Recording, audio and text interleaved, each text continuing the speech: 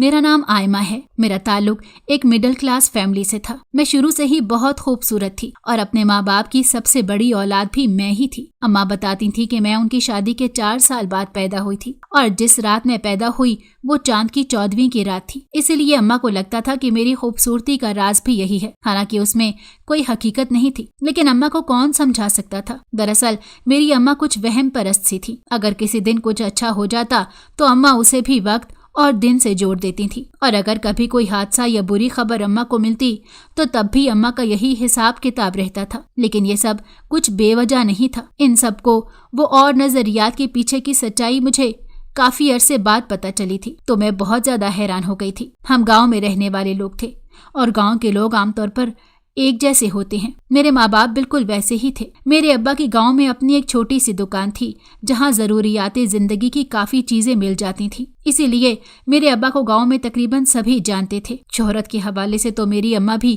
کسی سے کم نہیں تھی۔ گاؤں کی تقریباً ساری عورتیں اماں کو جانتی تھیں اور اماں سے ملنے بھی آتی رہتی تھیں، کیونکہ اماں بڑے کھلے دل والی عورت تھی۔ ہر کسی کی مدد کرنا اور دوسروں کے کام آنا اماں کو بڑا پسند تھا۔ اس کے علاوہ ایک وجہ یہ بھی تھی کہ میری اماں کے پاس دنیا بھر کے ہر مسئلے کا حل موجود ہوتا تھا۔ بس اسی لیے گاؤں کی بہت ساری عورتوں کا آنا جانا میری اماں کے پاس لگا رہتا تھا۔ کبھی کسی کے ساتھ بازار جانا ہو یا دوا لینے کا معاملہ ہو، کوئی مصیبت پریشانی کی بات ہو یا پھر کسی لڑکے یا لڑکی کا رشتہ کرنا ہو، اماں کے پاس ہر مسئلے کا حل اور ہر کام کے لیے تجاویز ہر وقت موجود رہتی تھی۔ اور پھر میری اماں نے بہت سارے ایسے لوگوں سے بھی میل جول رکھا ہوا تھا جو دم درود وغیرہ کیا کرتے تھے۔ اماں کے مطابق ہر بیماری اور پریشانی کا حل دم درود کرنے والوں کے پاس موجود تھا، اسی لیے وہ اپنے چھوٹے چھوٹے مسئلے لے کر بھی ان کے پاس پہنچ جایا کرتی تھیں۔ اللہ کی طرف سے اماں کے مسئلے حل ہو جاتے تو وہ سارا کریڈٹ ان لوگوں کو دے دیتی تھی اور پھر سارے گاؤں کی عورتوں کے سامنے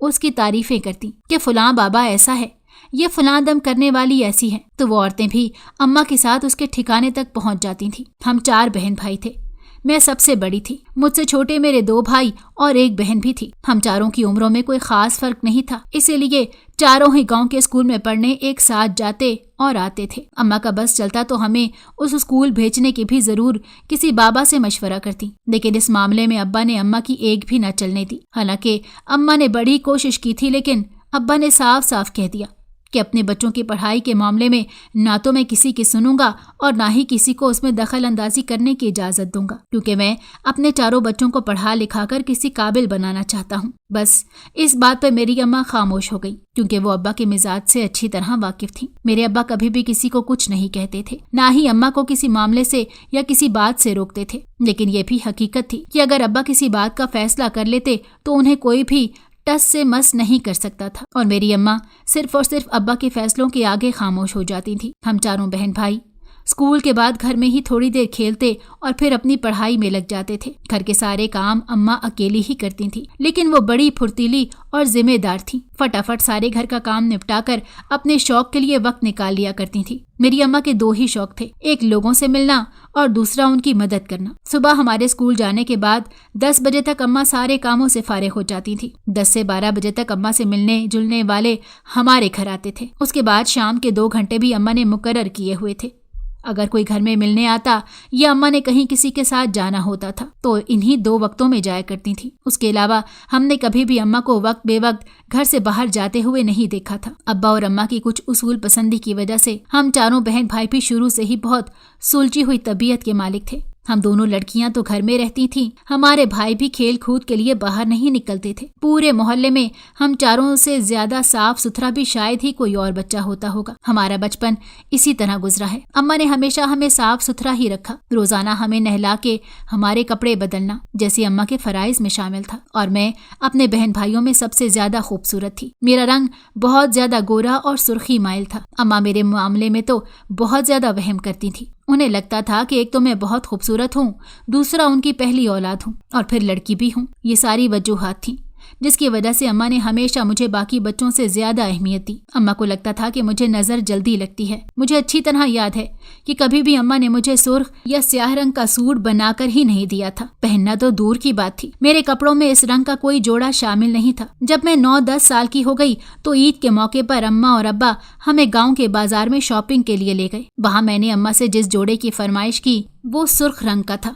मेरे लाख इसरार पर भी अम्मा ने वो जोड़ा मुझे खरीद कर नहीं दिया। यहाँ तक कि अब्बा के कहने पर भी अम्मा ने उनकी बात नहीं मानी तो अब्बा खामोश हो गए। और ये पहली मर्तबा तो नहीं हुआ था। इससे पहले भी अगर मैं किसी बात के लिए अम्मा से कहती तो वो पहले 100 मर्तबा सोचती, उसके बाद मुझे इजाजत देती थी। मैं ना तो शाम के वक्त घर से बाहर निकल सकती थी और ना ही छत पर जाया करती थी। सुर्ख और स्याह रंग के जोड़े पहनना तो मुझ पर हराम था। उसके अलावा और भी बहुत सी ऐसी चीजें थी जो मैं नहीं कर सकती थी, और ये सब कुछ अम्मा की तरफ से मेरे लिए हुक्म का दर्जा रखता था। मुझे उनकी हर बात, हर हाल और हर सूरत में माननी पड़ती थी। लेकिन इतना ही काफी नहीं था। एक बात तो मुझे सबसे ज्यादा अजीब लगती थी, वो ये कि अम्मा हर महीने चांद की 14वीं रात को मुझे खुले आसमान के नीचे नहीं जाने देती थी। अगर मैं किसी काम से कमरे से बाहर जाने लगती तो अम्मा मुझे डांट के रोक दिया करती थी। मुझे अम्मा की तरफ से ये अजीब सी पाबंदियां कभी समझ नहीं आती थी। और जब मैं 13 साल की हुई तो मैंने अम्मा से इन बातों के बारे में सवाल करना शुरू कर दिया, जिस पर अम्मा मुझे कहती कि अभी तुम छोटी हो तो मैं ये बातें तुम्हें समझ नहीं आएंगी। बस मैं जो करती हूँ तुम्हारे भले के लिए करती हूँ, मेरी हर बात माना करो। मैं अम्मा की बात सुनकर खामोश हो जाती। कभी कभी तो अब्बा अम्मा की बातों पर हंसते थे और कभी अम्मा को समझाने लग जाते। लेकिन मेरी अम्मा को सिर्फ वही बात समझ आती थी जो वो समझना चाहती थी। हमारा गांव बड़ा था, वहाँ पर हाई स्कूल भी था और उसके बाद गांव से बाहर एक कॉलेज भी था जहाँ शहर और आसपास के गांव के स्टूडेंट्स पढ़ने के लिए जाते थे। मैं इस वक्त मैट्रिक में थी जब अम्मा ने एक और अजीब बात मेरे और अब्बा के सामने रख दी, क्योंकि अम्मा अच्छी तरह जानती थी कि मैट्रिक के बाद अब्बा मेरा दाखिला कॉलेज में भी करवाएंगे। इस वजह से अम्मा ने 6 महीने पहले ही अजीबो गरीब बातें करना शुरू कर दी। एक दिन तो हद हो गई जब अम्मा ने कहा कि उनके पीर बाबा ने आयमा को आगे पढ़ने से मना किया है। उनका कहना है कि अगर आयमा गाँव से बाहर पढ़ने के लिए जाएगी तो उसके साथ कुछ बहुत बुरा होगा। ये बात सुनकर अब्बा को तो गुस्सा आ गया। अब्बा ने कहा कि मैं किसी पीर बाबा को नहीं मानता तो उनकी बातें कैसे मानूंगा, और जब मैं बच्चों के बचपन से ही कह चुका हूँ कि इनको आला तालीम दिलवाने के लिए शहर तो क्या मुल्क से बाहर भी भेजना पड़ा तो मैं भेजूंगा, तो फिर अब ये सब बातें करने का क्या फायदा है। लेकिन अम्मा भी उस दिन हारने वाली नहीं थी। उन्होंने अब्बा की हर बात का जवाब दिया और पता नहीं कौन कौन सी दलीलें पेश की जिस पर किसी को भी गुस्सा आ सकता था। मैं अम्मा और अब्बा की सारी बहस खामोशी से बैठी सुन रही थी। ना तो अम्मा अब्बा को कायल करने में कामयाब हो रहे थे और ना ही अब्बा उनकी बात मानने को राजी थे। फिर आए दिन यही बहस छिड़ जाती थी। बात बात पर अम्मा यही सब सुनाने लग गई। वो चाहती थी कि अब्बा तंग आकर उनकी बात मान लें, लेकिन अब्बा ने ऐसा नहीं किया। और जब मेरे मैट्रिक के इम्तिहान हो गए तो अब्बा ने अम्मा के सामने कुछ चालाकी दिखाते हुए एक हल पेश कर दिया। अब्बा ने कहा कि अगर आयमा ने मैट्रिक में अच्छे नंबर लिए तो मैं उसे कॉलेज में दाखिला करा दूंगा, और अगर कम नंबर आए तो हम तुम्हारी बात मान लेंगे और आयमा ना तो कॉलेज जाएगी ना गांव से बाहर जाएगी। ये सुनकर अम्मा फौरन मान गई। हालांकि अम्मा को ये भी पता था कि मैं हर साल इम्तिहानों में अच्छे नंबरों से ही पास होती थी। फिर पता नहीं कैसे अम्मा इस बात पर मान गई थी। अब तो शिद्दत से रिजल्ट आने का इंतजार था, और जब रिजल्ट आया तो हस्बे तवक्को मैं बहुत अच्छे नंबरों से पास हुई थी। अब अम्मा के पास मुझे आगे पढ़ने से रोकने का कोई जवाब नहीं बचा था, तो वो खामोश हो गई। अब्बा ने मेरा दाखिला कॉलेज में करवा दिया और मैं कॉलेज की वैन में गांव की कच्ची सड़क तक आती थी। उसके बाद पैदल चल के घर आया जाया करती थी। अम्मा को इस बात पर भी एतराज था। वो कहती थीं कि जवान जहान लड़की अकेली पैदल चलकर घर आती है, अगर कुछ हो गया तो हम क्या करेंगे। लेकिन अब्बा ने कभी भी अम्मा की इस बात पर उनसे कोई बहस नहीं की कि वो जानते थे कि अम्मा जान पूछकर ऐसी बातें करती हैं ताकि मुझे पढ़ने से रोक सकें। पता नहीं अम्मा के पीर बाबा ने कौन सी अनाप शनाप बातें अम्मा को घोल कर पिलाई थी कि जो कहते हैं अम्मा उसी को सच मान लेती थी। अब्बा ने शुरू से ही अम्मा को ऐसे पीरों फकीरों के पास जाने से कई बार रोका था, लेकिन अम्मा नहीं मानती थी। उन्हीं दिनों में मुझ पर एक ऐसा इंकशाफ हुआ जिसने मेरे रोंगटे खड़े कर दिए। मैं एक रात अपने कमरे में अपने बिस्तर पर लेटी किताब पढ़ रही थी कि पढ़ते पढ़ते मुझे नींद आ गई। कुछ देर बाद मेरी आंख खुली तो मैं हैरान रह गई कि अम्मा मेरे सिरहाने की तरफ खड़ी पता नहीं क्या कर रही थी। अम्मा के बाल खुले हुए थे और हाथ में गुलाब की 3-4 कलियां पकड़ी हुई थी, जो वो मेरे ऊपर करके आंखें बंद किए पता नहीं कुछ पढ़ने में मसरूफ थी। जैसे ही आंख खुलने के बाद मुझे मंजर समझ आया तो मैं फौरन उठकर बैठ गई। उसी वक्त अम्मा ने आंखें खोल ली और जल्दी से अपने बाल समेटने लग गई। मैंने अम्मा से कहा कि ये सब क्या हो रहा है और आप इस तरह बाल खोलकर यहाँ पर क्या कर रही थी। तो अम्मा कहने लगी कि मैं तेरी नजर उतारने के लिए तुझ पर दम कर रही थी, जो पीर बाबा ने मुझे बताया है। मैं अम्मा की बात सुनकर और भी हैरान हो गई कि भला ये कौन सा दम था जो बाल खोलकर और हाथ में गुलाब के फूल पकड़ के करना था। फिर अम्मा ने मुझे बताया कि वो बचपन से ही मेरे लिए इस तरह के कोई न कोई दम या वजीफे करती रहती थी और मेरे लिए जितनी भी पाबंदियां अम्मा की तरफ से थीं वो सब पीर बाबा ने बताई हुई थी। ये सब कुछ जानने के बाद मुझे बहुत अजीब सा महसूस हो रहा था कि मेरी माँ ये किन चक्रों में पड़ी हुई है। काश वो भी पढ़ी लिखी होती तो इन सब चीजों की सच्चाई से वाकिफ हो जाती। लेकिन अब तो अम्मा को बताने का भी कुछ फायदा नहीं था, क्योंकि अम्मा का यकीन बहुत पुख्ता हो चुका था। मैंने अम्मा से कहा कि आप जो मर्जी करें, लेकिन किसी के कहने पर मेरे लिए कुछ ना किया करें, मुझे अच्छा नहीं लगता। अम्मा मेरी ये बात सुनकर चुपचाप कमरे से बाहर चली गई। थोड़ी देर बाद फिर वापस आ गई और कहने लगी कि अपने अब्बा को इस बात के बारे में बिल्कुल भी नहीं बताना, मैं आइंदा से ऐसा कुछ नहीं करूंगी। मैंने अम्मा के हाथ पर हाथ रखा और उन्हें थोड़ा बहुत समझाने की कोशिश की। उस वक्त तो वो मेरे सामने सर हिलाती रही। अब पता नहीं उनके दिल पर मेरी किसी बात का असर हुआ था या नहीं, लेकिन अम्मा ने मुझे तसल्ली देने की कोशिश जरूर की थी। फिर उसके बाद वाकई मैंने अम्मा को कुछ भी ऐसा वैसा करते हुए नहीं देखा था, बल्कि अब तो अम्मा ने मुझे रोकना टोकना भी कम कर दिया था और अब वो ज्यादा पीर बाबा के पास जाती भी नहीं थी। तो अब्बा ने भी शुक्र अदा किया और सुख का सांस लिया। मुझे कॉलेज जाते हुए 1 साल हो गया तो अम्मा को मेरी शादी की फिक्र सताने लग गई। अम्मा ने अब्बा से बात किए बगैर मेरे रिश्ते देखना शुरू कर दिए थे। वो तो एक दिन रिश्ता करवाने वाली खाला हमारे घर कोई रिश्ता लेकर आई तो अब्बा उस वक्त घर पर ही मौजूद थे। जो रिश्ता खाला लेकर आई थी वो अम्मा को पसंद नहीं आया था, इसलिए उन्होंने इनकार कर दिया। रिश्ते करवाने वाली खाला के जाने के बाद अब्बा ने अम्मा से कहा कि अभी आयमा पढ़ रही है और उसने आगे बहुत पढ़ना है, फिर वो अपने पैरों पर खड़ी होगी, उसके बाद जहाँ पर वो चाहेगी मैं वहीं पर उसकी शादी करूंगा। ये सुनकर तो अम्मा को गुस्सा आ गया। वो कहने लगी कि मुझे तो ऐसे लगता है कि जैसे आयमा मेरी बेटी ही नहीं है, ना मेरा उस पर कोई हक है, वो सिर्फ आपकी बेटी है और आप ही उसकी जिंदगी के फैसले करते हैं। तो अब्बा इस बात पर नरम पड़ गए। फिर अब्बा ने अम्मा को समझाया कि आयमा बहुत काबिल बच्ची है, अगर वो पढ़ लिख कर अपने पैरों पर खड़ी हो जाती है तो उसकी जिंदगी संवर जाएगी। अगर तुमने शादी करनी है तो छोटी की कर दो, क्योंकि उसे तो वैसे भी पढ़ने का शौक नहीं है। मैट्रिक के बाद वो घर में बैठी है, मैं उसके लिए तुम्हें नहीं कुछ कहूंगा। बस अब्बा के कहने की देर थी तो अम्मा की तोपों का रुख मेरी छोटी बहन की तरफ हो गया और फिर अम्मा ने उसके अच्छे रिश्तों के लिए दिन रात एक कर दिया। आखिरकार अम्मा की मेहनत रंग लाई और 6 महीने बाद मेरी छोटी बहन की शादी एक बहुत अच्छे घराने में हो गई। उसकी शादी अम्मा अब्बा ने बड़े धूमधाम से की थी, लेकिन शादी के दौरान गांव वालों की चमगोइयां भी हमारे कानों में पड़ती रहीं। गांव वालों का ख्याल था कि बड़ी बेटी के होते हुए छोटी की शादी करना कोई अच्छी बात नहीं है, लेकिन शुक्र है मेरी अम्मा ने उनकी बातों पे कोई ध्यान नहीं दिया, बल्कि सबको 2 टोक जवाब देती रहीं कि हमारी बड़ी बेटी बहुत काबिल है और वो पढ़ लिख कर कुछ बनना चाहती है और हम भी उसके साथ हैं ताकि वो लोगों की खिदमत कर सके। ऐसे ही वक्त गुजरता गया। मैं बहुत मेहनत कर रही थी।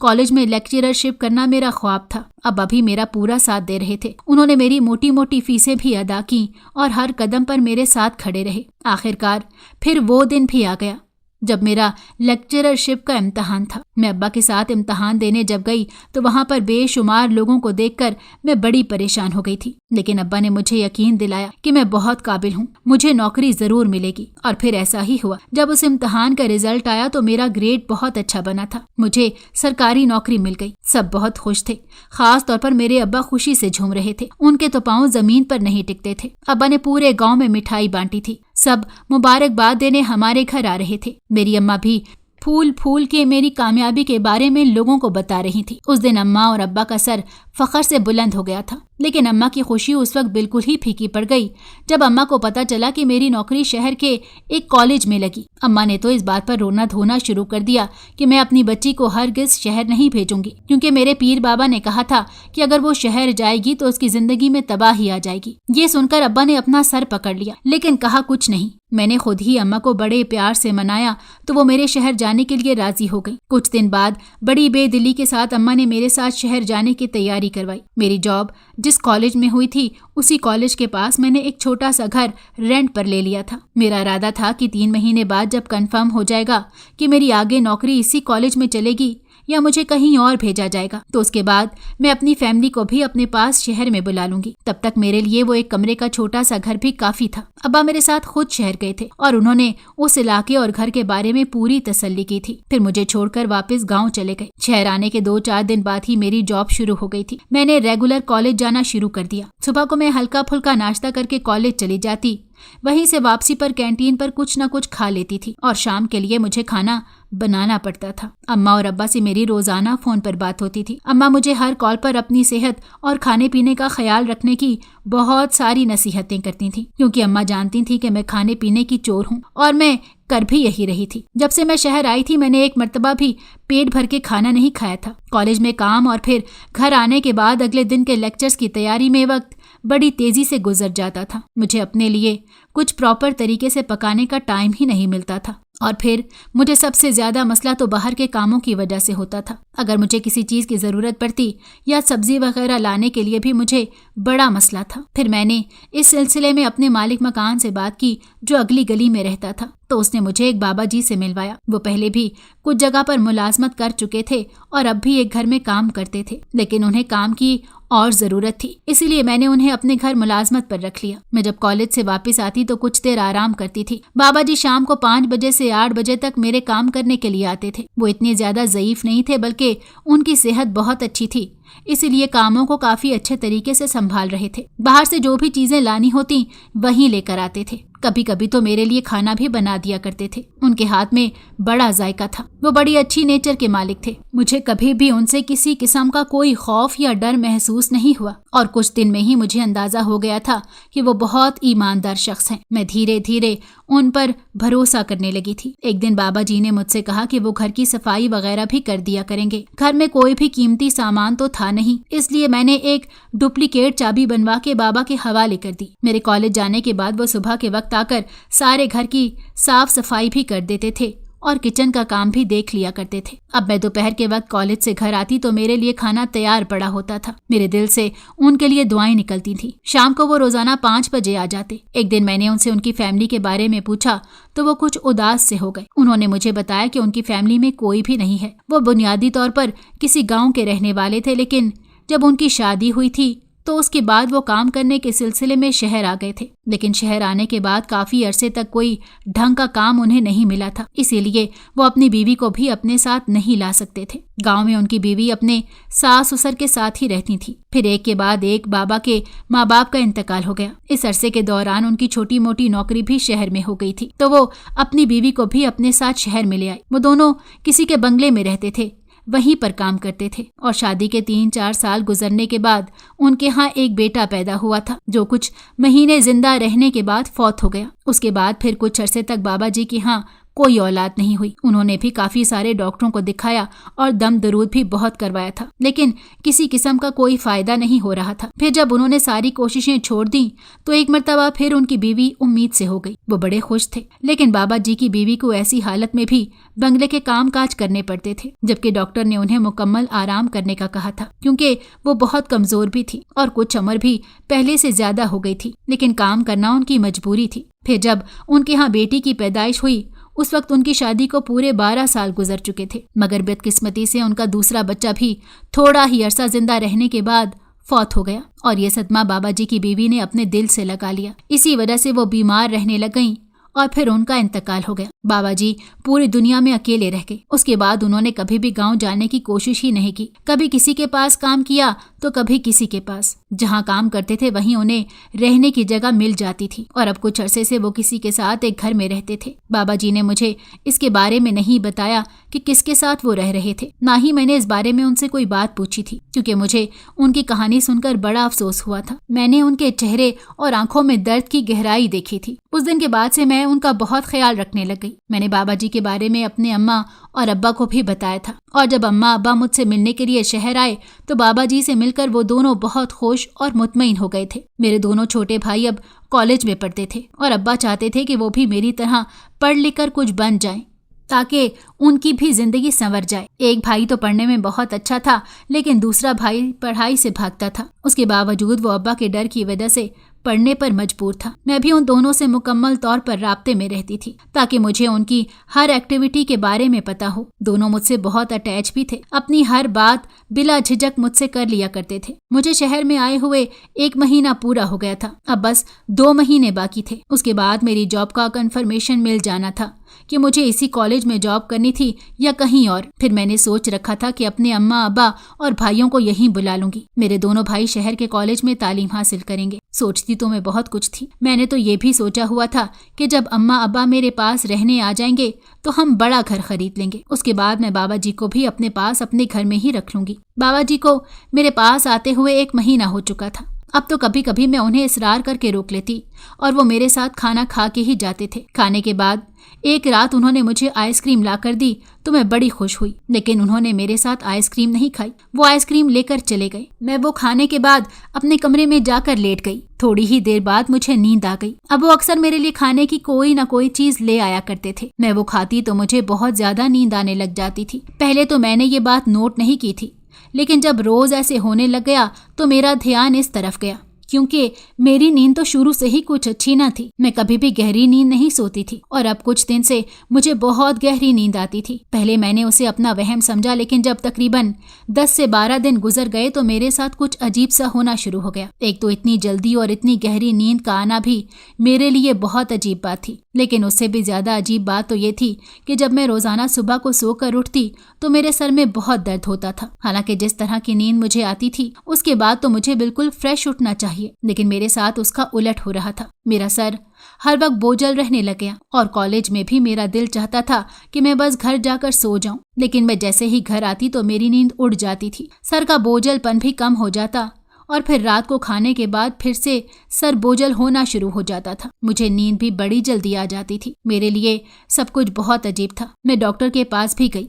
उसने कुछ दवाएं मुझे लिख कर दी, लेकिन डॉक्टर ने भी मुझे वही बात कही जो मैं खुद महसूस करती थी। डॉक्टर ने कहा कि इतनी गहरी नींद, उनके बाद सर का बोझल होना और सर में इस तरह दर्द रहना अजीब सी बात है। फिर भी उसने मुझे कुछ मेडिसिन लिख कर दे दी। मैं बाकायदगी से 3-4 दिन दवाएं खाती रही, मगर ना तो मेरे सर दर्द में कोई अफाका हो रहा था और ना ही तबीयत का बोझलपन ठीक हो रहा था। मैं अपनी कैफियत से बड़ी परेशान रहने लग गई थी। एक दिन मैंने बाबा जी से भी इस बात का जिक्र किया तो वो कहने लगे कि पढ़ाई का काम सारा दिमाग का है, तो इसी वजह से शायद आपके साथ ऐसा होता है। उन्होंने मुझे दूसरे दिन एक पैकेट बादाम ला कर दिया और कहा कि रात को खाने के बाद रोजाना 3 बादाम खाना, उससे तबीयत अच्छी होगी। मैंने ऐसा ही करना शुरू कर दिया, मगर मेरी तबीयत बेहतर होने की बजाय और ज्यादा डाउन होती जा रही थी। सुबह को उठती तो दर्द से बुरा हाल होता था। अब तो मेरा कॉलेज जाने को भी दिल नहीं चाहता था। मैंने 2-3 दिन कॉलेज की छुट्टी भी की और सारा दिन बिस्तर पर पड़ी सोती रही। फिर मैंने अपनी सारी रूटीन और खाने पीने की चीजों के बारे में सोचना शुरू किया तो मुझे कुछ समझ नहीं आ रहा था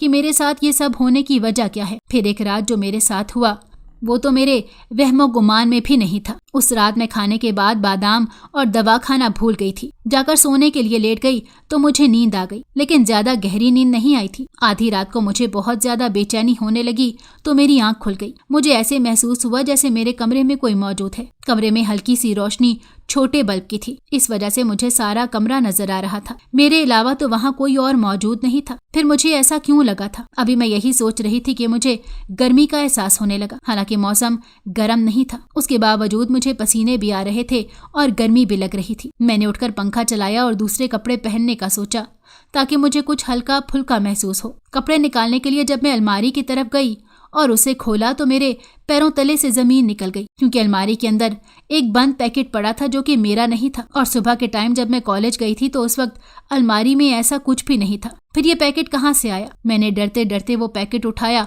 और उसे खोला तो मेरे मुंह से चीख निकल गई, क्योंकि उसमें कपड़े की बनी हुई एक सफेद गुड़िया जिसके सर पर सुइयां चुभी हुई थी। ये सब देखकर मुझे चक्कर आ गई और मैं वहीं पर गिर गई। जब होश आया तो मैंने जैसे तैसे अब्बा को फोन किया और बाकी की सारी रात जाग कर गुजार दी। अब्बा और अम्मा और मेरे दोनों भाई सुबह तक मेरे पास पहुंच गए। मैंने उन्हें सारी बात बताई तो वो भी बड़े परेशान हुए। फिर अम्मा ने कहा कि मुझे लाकर गुड़िया दिखाओ, तो मैंने उन्हें वो गुड़िया दिखाई तो अम्मा की आंखें फटी की फटी रह गईं। अम्मा ने बताया कि ऐसी गुड़िया तो गांव में उनके पीर बाबा के पास होती हैं, तो ये अलमारी में कैसे आई थी? उसी वक्त अम्मा का माथा ठनक गया। अम्मा ने कहा कि जो बाबा तुम्हारे घर में काम करते हैं तुम फौरन उन्हें यहाँ पर बुलाओ।